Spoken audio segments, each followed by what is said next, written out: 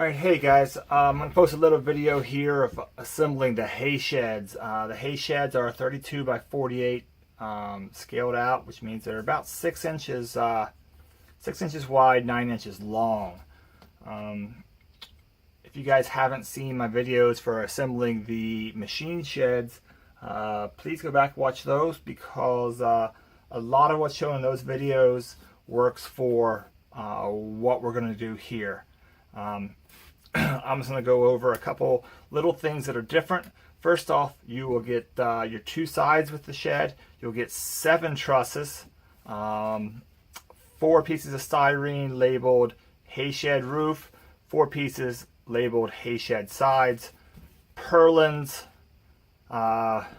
ridge cap pieces to cover the trusses, 4 pieces of styrene for the corners, and 4 little angle pieces.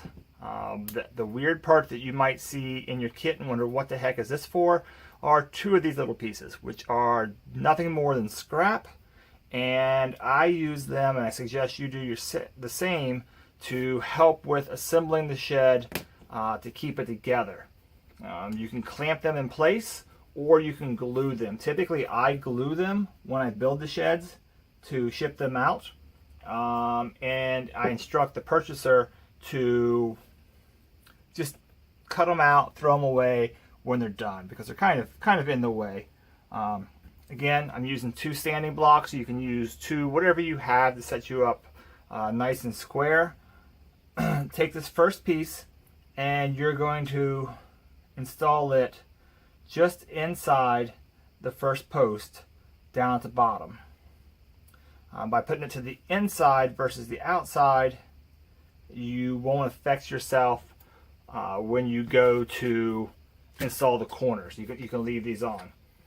Again, you can install them, leave them on for as long as you want. If you're going to set your shed up on your display, I suggest take them out. But this is going to help give our sheds some rigidity, help hold things together, help keep things square when we go to build the rest of it. Again, just on the inside there, little dabs of glue, not much, especially if you're going to remove these. Don't put too much glue into it. You can put these in, slide them into place, square yourself up. I can take these off now, put them on this side, square up that side. Don't bump it like I just did. Slide both of them back into place. Or like I said, if you want to, you could probably just temporarily clamp these into place. Here's some cheap clamps that I got from Harbor Freight. Another option is nothing more than just a little paper clamp. If you got any of those laying around, they make really nice clamps. The thing you got to be careful with though, when you clamp, as you saw, that tried to distort the building or shove it sideways. Depending on what glue you're using, you probably don't need to leave it very long at all. From there, we're basically, you know, that's kind of like putting the ends on the machine sheds that we did a couple weeks ago. That gives us our structure. These can go away now.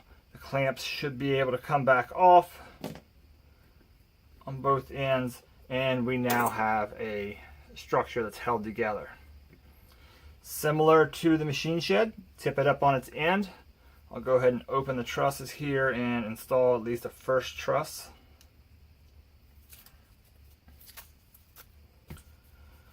And notice that when I go, I don't know how well you can see this in the video, but when I go to set this, the trusses have these little tabs on both sides that are made and cut to the size so that your shed top, your wall tops, are tight to that. You can see here that I'm a little bit off, so I'm going to add a little bit of glue to my first one, slide it into place, hold it there. If you're on a table like I am here, I suggest moving it around a little bit just so you don't glue yourself to the table. And once that's had a few seconds to set up, again, depending on which glue you had, you can turn around to the other side. And as you can see, I got just a little tiny bit of a gap here. I'm just going to add a little dab of glue in there. So I got glue on both sides, and I'm going to pull that shed out tight, pull those walls out tight. Again, move it around a little bit so you don't get stuck to your table.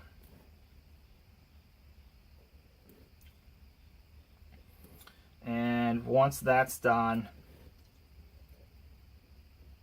careful with what glue you're using, you may stick it to your fingers. Once that's done, you can set it up and you've got your first truss started. Simply flip it over for your other side, your other end, get that going. And I'm going to set this out of the way for a second and show you a shed that I've got a little farther along. Again, on this shed, you can see these are the pieces here that are just temporarily. And you can also see that instead of 3 inches on center, we have the post at 1.5 inches on center on this shed. I think this makes it look a little bit more realistic.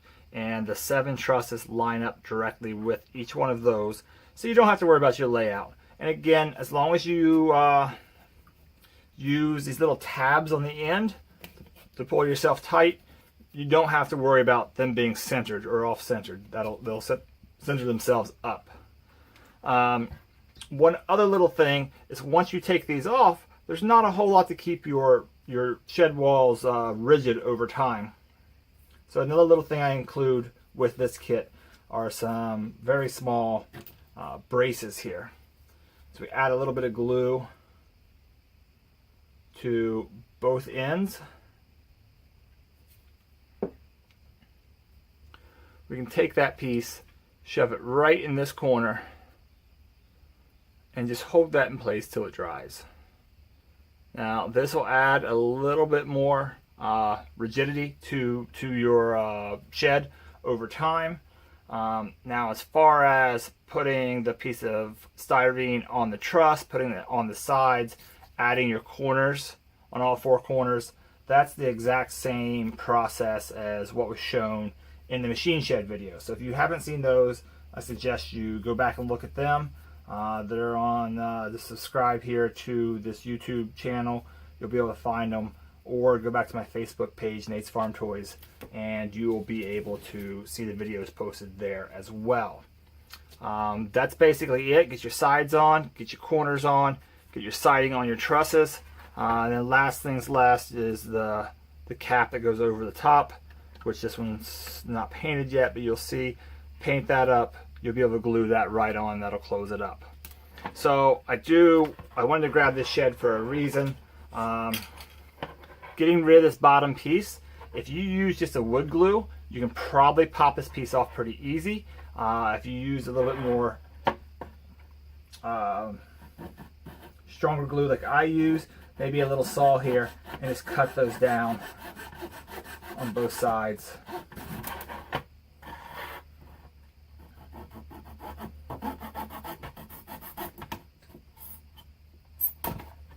And that one just broke right out of the way. So again, this is what the end of your shed is going to look like opened up without that piece going through it. So it's there, and you can see this is a pretty rigid shed still once all the glue's dried. That extra piece is really just to help you while you are assembling everything until all the glue dries, everything sets up. If you're going to carry it around, move it around, you don't know where you're going to keep it, put it on the shelf for a while, maybe leave that piece in. Then when it comes time to set this thing on your display for its final spot, cut that piece out or break it out. Hopefully guys, next weekend I'll have a couple more videos for you.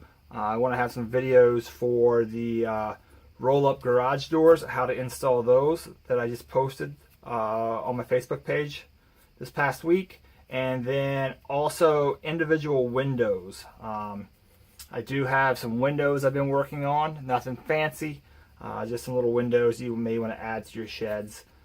So hopefully next weekend I can get a video done showing how to install those to either a new shed kit that you're putting together or an existing shed that's already built.